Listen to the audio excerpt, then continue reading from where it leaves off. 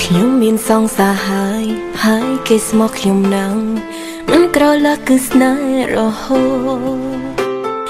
តែពេលនេះខ្ញុំផ្លាយអារម្មណ៍គិតដូចគួតពេលគេម្នាក់នោះមកសុំស្នេហា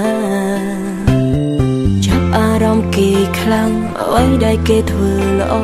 ខ្ញុំចេះតែតបតបបែកនៃសង្សារហើយខ្ញុំអូនសំឡាញ់ពាក្យផ្អែមដែលគេវាចាខ្ញុំច្របល់អរអស់ហើយខ្ញុំដូចជាចង់លេងសើចនឹងគេទាំងមិនមែនស្នេហ៍ពិតខ្ញុំចង់នៅក្បែរនៅចិត្តសងមើលចង់ហៅគេបងសំឡាញ់តែចិត្តដូចនៅផ្អើលព្រោះខ្ញុំមិនធ្លាប់ក្បត់ចិត្តសងសារ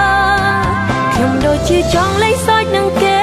ចង់ស្នេហ៍គេខ្លាំងណាស់ហើយដឹងពីអ្នកមិនប្រាប់អ្នកណាចង់បំពេញបំណងខ្លួនឯងលាក់បាំងផ្នែកសងសារទោះដឹងថាក្តីស្នេហានេះមិនស័ក្តិសមតែចិត្តចង់ធ្វើ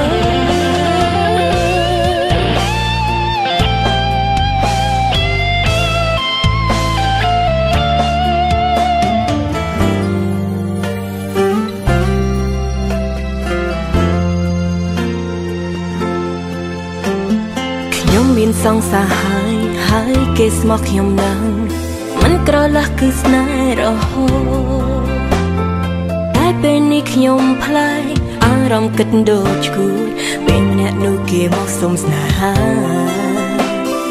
ចាប់អារម្មណ៍គេខ្លាំងអ្វីដែលគេធ្វើល្អ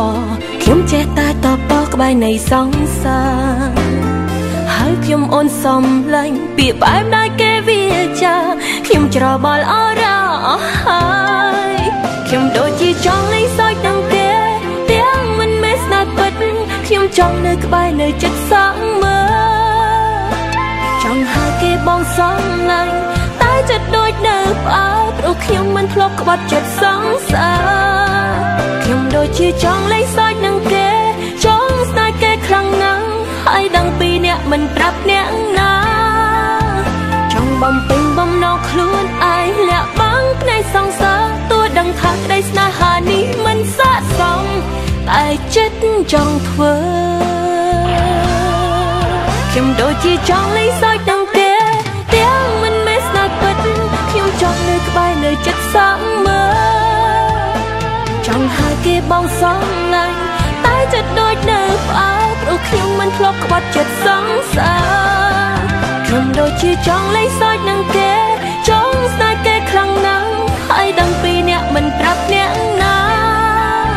ចង់បំពេញបំណងខ្លួនឯងលាក់បាំងផ្នែកសងសារទោះដឹងថាក្តីស្នេហានេះមិនស័ក្តិសមតែចិត្តចង់ធ្វើ